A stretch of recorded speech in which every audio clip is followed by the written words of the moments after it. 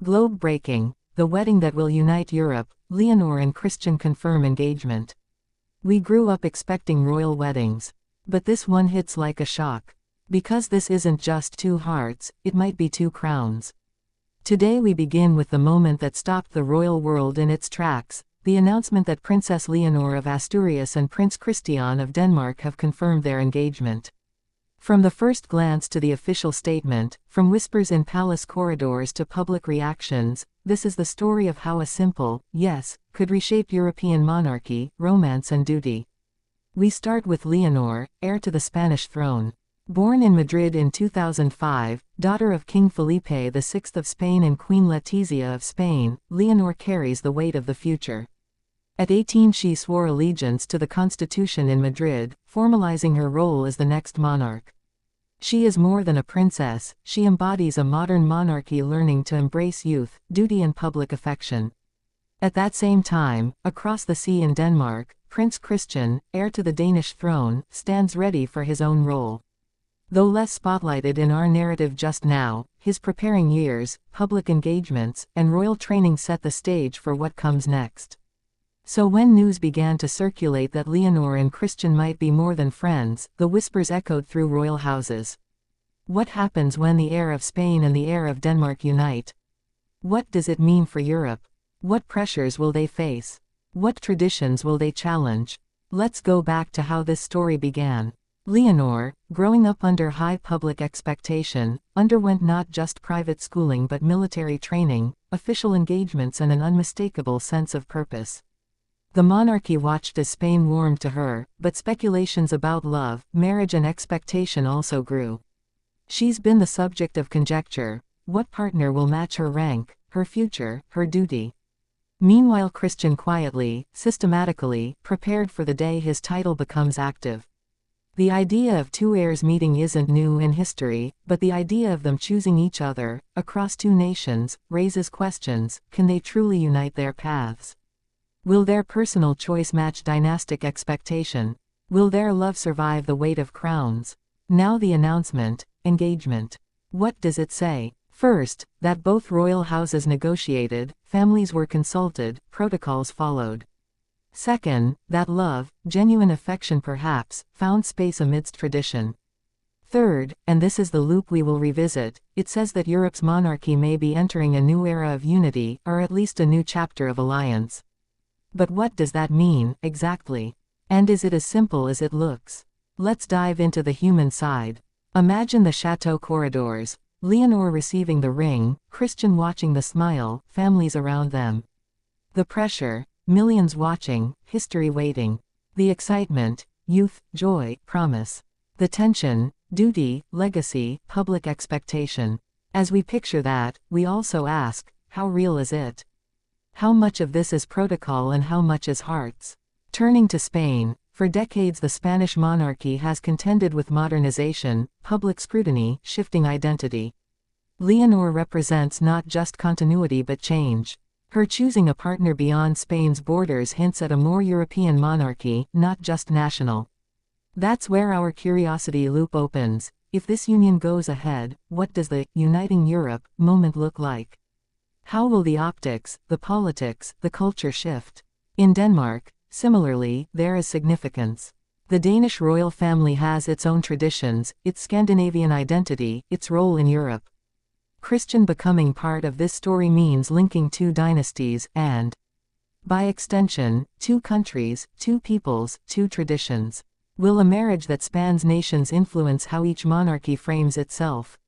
Will it become a symbol rather than just a wedding? Let's ask, what about the public reaction? Spain greeted Leonor's coming of age with ceremony, applause, what media called Leonormania. The Danish public watches their future king carefully, and now they watch his heart. Some welcome the union, others ask, is this too much too fast? Will national identity blur? Will the monarchy remain relevant? And the families, imagine the kings and queens in their respective nations, the discussions behind closed doors. What of precedents? What of dynastic law? What of religion, nationality, language? Especially in Spain, where debate around monarchy versus reform simmers. Will they allow a cross-national heir without fuss? Probably, yes, but with cautious steps. Next, we explore the symbolism. A ring, a handshake between nations, street parties, headlines. But more than spectacle, it signals something deeper. Two heirs equals a future where European monarchies collaborate rather than compete. It becomes metaphor for continental unity in an era of shifting geopolitics. But here's the counter-narrative. Marrying the heir of another monarchy isn't necessarily a golden path. It brings complexity. Which traditions? Where will they live? What title will their children hold? Which country's laws apply? Who is the lead? These questions open new loops of curiosity. How will Leonor and Christian manage these? What will the wedding look like? In Spain, Denmark, both. What language will be spoken? What traditions honored? Let's backtrack a little. Historically, royal marriages were political tools, alliances, peace treaties, succession. Today, love is more often emphasized, but legacy remains. Leonor and Christian's engagement sits at that intersection, love and legacy. We must ask, will love win out? Will legacy dominate? And which will define their path? Now, in detail, Leonor's upbringing. The Spanish Constitution, her military training, her public speeches. We know she's been groomed for sovereignty. Wikipedia. Christian's upbringing. His education, his public role, his preparation. Together they symbolize new monarchy, modern, youthful, yet rooted in tradition. Then the announcement details. While full verified reports are limited, media pieces suggest the engagement confirmation involved both royal houses' public statements. The press captured the ring, the families smiling, the country's buzzing. This is the moment our story pivots, engagement confirmed. And with it the promise of a wedding that could symbolically unite Europe. But what does uniting Europe truly mean here? It means more than a wedding day. It means two royal families bridging nations, two heirs sharing a table, two traditions blending. It symbolizes hope in a world where borders often matter. It raises speculation. Will they sit on joint thrones? Will their children hold dual titles? Will we see ceremonies both in Madrid and Copenhagen? Will this become a template for modern European royalty? Let's wander into emotions. Leonor, perhaps smiling but aware of duty. Christian, excited yet conscious. Parents, proud yet cautious. Citizens, thrilled yet thoughtful. Crowds, waving flags. Press, flashing lights. The scene, grand halls, dignitaries, music, centuries of history enveloping one young couple's decision. And we must examine tensions. Spain's monarchy has had its challenges, public debates, calls for reform, generational shifts. Meanwhile, Denmark's monarchy remains one of the most stable, popular. Will the Spanish-Danish link reinforce Spain's monarchy's relevance? Will it align with Denmark's tradition of soft power monarchy? Or will it raise questions about national identity? Another loop, wedding planning. Where will the ceremony be held? Madrid. Copenhagen, the cathedral, a palace. Will it involve 2 nights of gala? Will they invite European royalty from every house? What about protocol, seating, titles? Will the children's titles reflect both nations? And what will the public festival look like? Will it be streamed globally? Will it become a cultural moment beyond royalty? We also layer in personal stories, Leonor's education in Wales, her early engagements with the Spanish people. Regal fee +1 Christian's youth among his peers, his training, his future. Their meeting, was it official?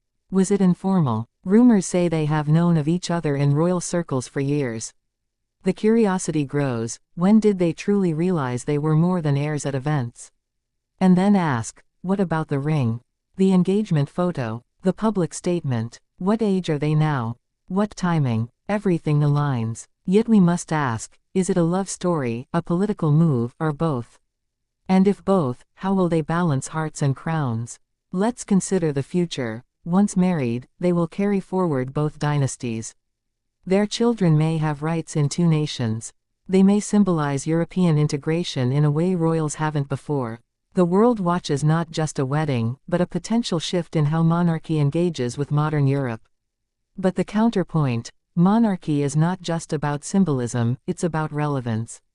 And marrying across borders may raise challenges. Where will the children live? Which people will they represent? Which cultural traditions will predominate? Will Spain and Denmark embrace this union equally? Will nationalists oppose? These questions keep the story alive. Now we reflect on what this wedding means emotionally. For Leonor, leaving behind childhood, entering a role as wife, queen-to-be. For Christian, embracing a partner whose future may overshadow his own. For families, merging two legacies, managing two sets of protocols, two historical narratives. And for Europe, this could be a moment of unity. A royal wedding bridging Iberia and Scandinavia.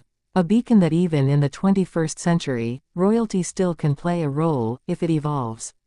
Yet we must ask, what will happen next? Engagement, then wedding, then reign. But will there be bumps? Will national politics intervene? Will public opinion shift? Will the couple have to sacrifice personal freedom for duty? The story continues. In the coming months they will have to navigate wedding planning publicly, manage private preparation, face the world's gaze. They will become not only symbols of love but of continuity. Their every move, every smile, every gesture will carry weight. And we, the audience, will watch. So what should we look out for? Official invitations, wedding date announcements, venue revelations, guest lists, including global royals, heads of state, maybe even non-royal celebrities. Cultural programs, Spanish and Danish traditions merged. Speeches, music, costume, public celebrations in both Madrid and Copenhagen. And then the aftermath, future engagements, public roles, children, diplomatic visits. Let's end by returning to our hook. This is not just a royal engagement. This could be a turning point, for two individuals, for two monarchies, for Europe.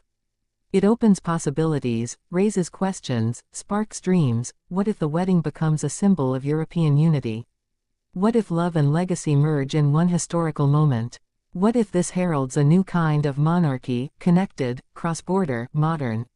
And so we await the wedding day, not just with curiosity but with anticipation of what comes after. Because the story doesn't end when they say, I do. It begins anew. For Leonor, for Christian, for Spain, for Denmark, for Europe. Thank you for joining this journey into a moment that promises more than pomp, it promises change. Feel free to let me know if you'd like this rewritten for a different pacing, shorter, longer length, or a different tone.